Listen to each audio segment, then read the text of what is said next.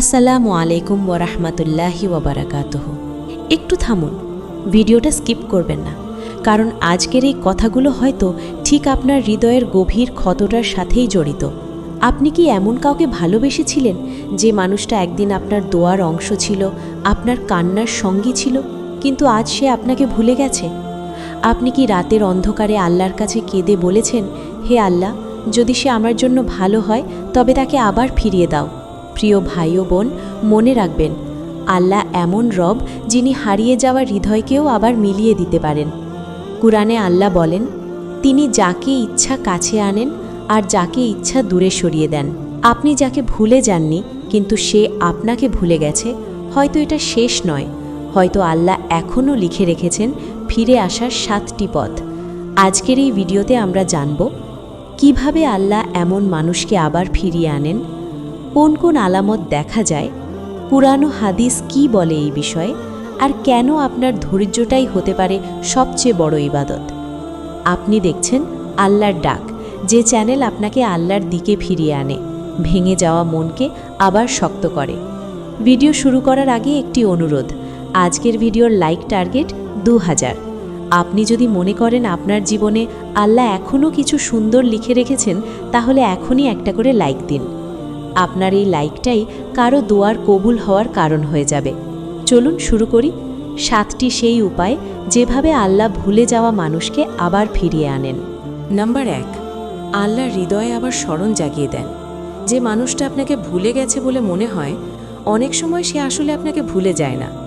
আল্লাহ শুধু কিছু সময়ের জন্য তার হৃদয় থেকে আপনার স্মরণটা ঢেকে রাখেন। কারণ হৃদয় কার হাতে? হৃদয় কোনো মানুষের হাতে নয়, হৃদয় আল্লাহর হাতে। রাসূলুল্লাহ সাল্লাল্লাহু আলাইহি ওয়াসাল্লাম বলেছেন, নিশ্চয়ই মানুষের হৃদয় আল্লাহর 2 আঙ্গুলের মাঝে। তিনি যেভাবে চান সেভাবেই তা ফিরিয়ে দেন। সহিহ মুসলিম। আপনি দেখবেন হঠাৎ করে কোনো কারণ ছাড়াই তার মনে আপনার কথা আসছে। আপনার পুরনো কথা, আপনার কান্না, আপনার দোয়া, সব কিছু একের পর এক মনে পড়ছে। এই স্মরণ কোনো কাকতাল নয়, এটা আল্লাহর পক্ষ থেকে। কোরআনে আল্লাহ বলেন, নিশ্চয়ই আল্লাহ অন্তরের গোপন বিষয়েও জানেন। সূরা ফাতির 38। আপনি যে নীরবে কেঁদেছেন, কাউকে বলেননি, আল্লাহ সেই কান্না শুনেছেন। আর যখন আল্লাহ কাউকে ফিরিয়ে আনার ইচ্ছা করেন, তিনি প্রথমে তার হৃদয়ে অস্থিরতা তৈরি করেন। যে মানুষটা আপনাকে ভুলে শান্তিতে ছিল, সে হঠাৎ করেই অশান্ত হয়ে যায়। রাতে ঘুম আসে না, নামাজে দাঁড়িয়ে মন ছুটে যায় আপনার দিকে। প্রিয় মানুষটি ফিরে আসে আগে হৃদয়ে, তারপর বাস্তবে। এইটাই আল্লাহর প্রথম পথ, হৃদয়ে আবার স্মরণ জাগিয়ে দেওয়া। নাম্বার 2, আল্লাহ তাকে এমন অবস্থায় ফেলেন যেখানে সে আপনার অভাব অনুভব করে। যে মানুষটা একদিন আপনাকে অবহেলা করে চলে গিয়েছিল, আল্লাহ যখন তাকে ফিরিয়ে আনার সিদ্ধান্ত নেন, তখন তিনি প্রথমে তাকে আপনার অভাব বোঝান। হঠাৎ করে তার জীবনে সব কিছু থাকা সত্ত্বেও একটা শূন্যতা তৈরি হয়। হাসির মাঝেও বুক ভারী লাগে, মানুষের ভিড়েও একা লাগে। কোরআনে আল্লাহ বলেন, আর যাকে আমি আমার স্মরণ থেকে ফিরিয়ে দিই, তার জীবন সংকীর্ণ করে দিই। সূরা তহা 124। এই সংকীর্ণতা মানেই দুনিয়ার অভাব নয়, এটা হৃদয়ের অভাব, যেখানে আপনার জায়গাটা ফাঁকা হয়ে থাকে। সে বুঝতে শুরু করে যাকে সে হারিয়েছে সে সাধারণ কেউ ছিল না। আপনার দোয়া, আপনার আন্তরিকতা, আপনার নিঃস্বার্থ ভালোবাসা, এসবের বিকল্প সে কোথাও খুঁজে পায় না। আর তখনই শুরু হয় তুলনা। সে যদি আজ আমার পাশে থাকত। এই অনুভূতি কোনো মানুষের তৈরি নয়, এটা আল্লাহর পরিকল্পনা। কারণ রাসূলুল্লাহ সাল্লাল্লাহু আলাইহি ওয়াসাল্লাম বলেছেন, আল্লাহ যখন কাউকে ভালোবাসেন তখন তিনি তাকে পরীক্ষার মধ্যে ফেলেন। তিরমিজি। এই পরীক্ষা অনেক সময় হারানোর যন্ত্রণা দিয়ে শুরু হয়, আর ঠিক তখনই ভুলে যাওয়া মানুষটি বুঝতে শেখে আপনি তার জীবনে কতটা গুরুত্বপূর্ণ ছিলেন। নাম্বার 3, আল্লাহ তাকে এমন মানুষের মুখোমুখি করান যারা আপনাকে মনে করিয়ে দেয়। যখন আল্লাহ কাউকে আবার ফিরিয়ে আনার ইচ্ছা করেন, তিনি শুধু হৃদয়েই স্মরণ জাগান না, তিনি চারপাশের মানুষ দিয়েও আপনাকে মনে করিয়ে দেন। হঠাৎ করে সে এমন মানুষের সাথে দেখা পায় যাদের কথা বলার ভঙ্গি, আচরণ, দোয়া করার ধরন সব কিছুতেই আপনার ছায়া থাকে। কেউ আপনার নাম বলে ফেলে, কেউ আপনার মতো কথা বলে, কেউ আপনার মতো করে দোয়ার কথা বলে, আর তার হৃদয় কেঁপে ওঠে। কোরআনে আল্লাহ বলেন, আমি তাদেরকে আমার নিদর্শন সমূহ দেখাবো আকাশে এবং তাদের নিজেদের মধ্যেই। সূরা ফুসসিলাত 53। এই নিদর্শন শুধু পাহাড় নদী নয়, এই নিদর্শন কখনো কখনো একজন মানুষ যে আপনাকে মনে করিয়ে দেয়। সে যতই আপনাকে ভুলে থাকার চেষ্টা করুক, আল্লাহ তার পথের সামনে আপনাকেই দাঁড় করিয়ে দেন, কখনো মানুষের মাধ্যমে, কখনো কথার মাধ্যমে, কখনো স্মৃতির মাধ্যমে। রাসূলুল্লাহ সাল্লাল্লাহু আলাইহি ওয়াসাল্লাম বলেছেন, যে জিনিস আল্লাহ নির্ধারণ করেছেন তা তোমাকে অবশ্যই পৌঁছাবে। মুসনাদে আহমদ। আপনি যাকে দোয়ায় রেখেছেন, আল্লাহ তাকে এমনভাবে ঘুরিয়ে আনেন যেন সে আর আপনাকে ভুলে থাকতে পারে না। নাম্বার 4, আল্লাহ তাকে নিঃসঙ্গতার স্বাদ চেখে দেখান। যে মানুষটা আপনাকে ভুলে গিয়ে ভেবেছিল সে একা থাকলেই সুখী হবে, আল্লাহ যখন তাকে ফিরিয়ে আনার ইচ্ছা করেন, তখন তিনি তাকে নিঃসঙ্গতার ভেতর দিয়ে পার করান। চারপাশে মানুষ থাকে, কথা থাকে, হাসি থাকে, কিন্তু ভেতরে ভেতরে এক গভীর শূন্যতা কাজ করে। এই নিঃসঙ্গতা কাউকে বোঝানো যায় না, শুধু অনুভব করা যায়। কোরআনে আল্লাহ বলেন, আমি তাদের হৃদয়ে ভীতি ও শূন্যতা নিক্ষেপ করি। সূরা আল হাসার 2। এই শূন্যতার মধ্যে দাঁড়িয়ে সে বুঝতে শেখে আপনার উপস্থিতি তার জীবনে কতটা শান্তি এনে দিত। আপনি পাশে থাকলে নিঃশব্দ সুন্দর লাগত, আর আজ শব্দের ভিড়েও বুকটা ফাঁকা। রাসূলুল্লাহ সাল্লাল্লাহু আলাইহি ওয়াসাল্লাম বলেছেন, প্রকৃত ধনী সে নয় যার সম্পদ বেশি, বরং প্রকৃত ধনী সে যার হৃদয় তৃপ্ত। সহিহ বুখারী ও মুসলিম। আল্লাহ যখন হৃদয়ে তৃপ্তি কেড়ে নেন, তখন মানুষ বোঝে কার কাছে সে শান্তি পেত। এই নিঃসঙ্গতা শাস্তি নয়, এটা আল্লাহর শিক্ষা, যাতে সে ফিরে তাকায় আর দেখে সে কাকে হারিয়েছে। নাম্বার 5, আল্লাহ তাকে ব্যর্থতার মধ্য দিয়ে শিক্ষা দেন। যে মানুষটা আপনাকে ছেড়ে গিয়ে ভেবেছিল নতুন পথেই সে সফল হবে, নতুন মানুষেই সে শান্তি পাবে, আল্লাহ যখন তাকে ফিরিয়ে আনার ইচ্ছা করেন, তখন তিনি সেই পথেই তাকে ব্যর্থতার স্বাদ দেন। যে জায়গায় সে ভেবেছিল বিজয়, সেখানেই আসে হতাশা। যে সিদ্ধান্তে সে আত্মবিশ্বাসী ছিল, সেই সিদ্ধান্তই তাকে ভেঙে দেয়। কোরআনে আল্লাহ বলেন, আমি তাদেরকে কিছু সুখ আস্বাদন করাই, তারপর হঠাৎ করে পাকড়াও করি। সূরা আল আনাম 44। এই ব্যর্থতা দুনিয়ার চোখে ক্ষতি, কিন্তু আল্লাহর পক্ষ থেকে এটা সতর্ক বার্তা, যাতে সে থামে, ভাবে, ফিরে তাকায়।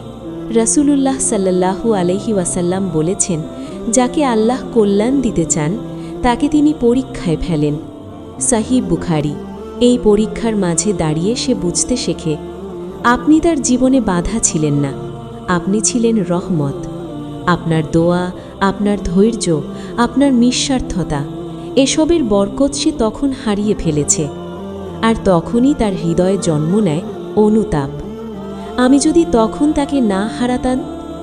এই অনুতাপই ফিরে আসার দরজার প্রথম কড়ানাড়া।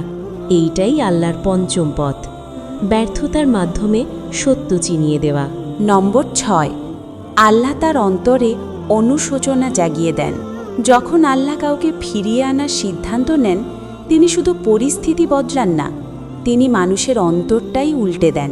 যে মানুষটা একদিন আপনাকে অবহেলা করে চলে গিয়েছিল, হঠাৎ করে তার ভেতরে জন্ম নেয় এক গভীর অনুশোচনা। সে নিজের অতীতের কথা মনে করে, আপনার চোখের পানি মনে করে, আপনার নীরব কষ্টগুলো মনে করে। কোরআনে আল্লাহ বলেন, অতঃপর আমি তাদের অন্তরকে ফিরিয়ে দিই, যাতে তারা অনুতপ্ত হয়। সূরা আনাম 43-এর ভাবার্থ। এই অনুশোচনা সাধারণ কোনো অনুভূতি নয়, এটা এমন এক আগুন যা ভেতর থেকে পুড়িয়ে দেয়।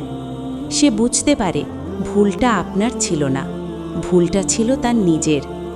রাসূলুল্লাহ সাল্লাল্লাহু আলাইহি ওয়াসাল্লাম বলেছেন, অনুতাপই হলো তাওবা। ইবনে মাজা। এই অনুতাপের সাথে সাথে তার অন্তরে ভয়ও জন্মায়, যদি আমি আর সুযোগ না পাই। আর এই ভয়ই তাকে আল্লাহর দিকে ঝুঁকিয়ে দেয়, দোয়ার দিকে নিয়ে যায়, আর ধীরে ধীরে আপনার দিকেও ফিরিয়ে আনে। নাম্বার 7, আল্লাহ পরিস্থিতিকে এমনভাবে ঘুরিয়ে দেন যেন দেখা হওয়াটাই তকদির হয়ে যায়। শেষে যখন আল্লাহ কাউকে ফিরিয়ে আনার ফয়সালা করেন, তখন আর শুধু অনুভূতি থাকে না, বাস্তবতাও বদলে যেতে শুরু করে। হঠাৎ করে এমন জায়গায় দেখা হয়ে যায় যেখানে দেখা হওয়ার কোনো পরিকল্পনাই ছিল না। একই রাস্তা, একই সময়, একই পরিস্থিতি, যেন সব কিছু আগে থেকেই লেখা ছিল। কোরআনে আল্লাহ বলেন, আল্লাহ যখন কোনো বিষয়ের ফয়সালা করেন তখন তিনি শুধু বলেন হও, আর তা হয়ে যায়। সূরা ইয়াসিন ৮২। আপনি যাকে ভুলে যাওয়ার চেষ্টা করছিলেন সে নিজেই সামনে এসে দাঁড়ায়, কথা শুরু হয়, চোখে চোখ পড়ে, আর পুরনো অনুভূতিগুলো আবার জেগে ওঠে। রাসূলুল্লাহ সাল্লাল্লাহু আলাইহি ওয়াসাল্লাম বলেছেন, যা তোমার জন্য নির্ধারিত তা তোমাকে কখনো এড়িয়ে যেতে পারবে না। তিরমিজি। এই দেখা হওয়া কাকতাল নয়, এটা আল্লাহর পরিকল্পনার শেষ অধ্যায়। কারণ আল্লাহ যখন দুই হৃদয়কে আবার মিলিয়ে দিতে চান, তিনি মাঝখানের সব দেয়াল নিজ হাতে ভেঙে দেন। তবে মনে রাখবেন, ফিরে আসা মানেই সব আগের মতো হবে এমন নয়। ফিরে আসা মানে এবার আল্লাহ নতুন করে পরীক্ষা নেবেন। এইটাই আল্লাহর সপ্তম ও চূড়ান্ত পথ, তাকদীরের মাধ্যমে আবার মুখোমুখি করিয়ে দেওয়া। যদি আপনার হৃদয় এখনও কাউকে দোয়ায় ধরে রেখেছে, তাহলে আল্লাহ সবই করতে পারেন। প্রিয় ভাই ও বোন, আপনি যে মানুষটার জন্য আজও কাঁদেন, যার নাম এখনও আপনার দোয়ার ভেতরে লুকিয়ে আছে, সে কান্না বৃথা নয়। মনে রাখবেন, মানুষ ভুলে যায়, কিন্তু আল্লাহ ভুলে যান না। আপনি যখন সিজদার মাথা রেখে কাঁদেন, আল্লাহ তখন বলেন, আমি দেখছি, আমি শুনছি। কোরআনে আল্লাহ বলেন, হতাশ হয়ো না, নিশ্চয়ই আল্লাহর রহমত থেকে কেউ হতাশ হয় না। সূরা ইউসুফ ৮৭। হয়তো সে মানুষটি আবার ফিরে আসবে, হয়তো আরও ভালো রূপে, হয়তো আরও পরিশুদ্ধ অন্তর নিয়ে। আর যদি নাও আসে, তবুও জেনে রাখুন, আল্লাহ আপনাকে খালি হাতে রাখবেন না। যাকে আল্লাহ সরিয়ে নেন, তার জায়গায় তিনি অবশ্যই এর চেয়েও উত্তম কিছু দেন।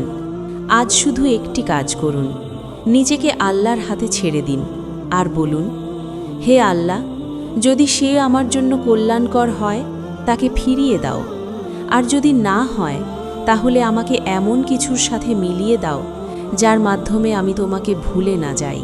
আল্লাহ আপনার ভাঙা হৃদয়ে জোড়া লাগিয়ে দিন। এই দোয়াই রইল।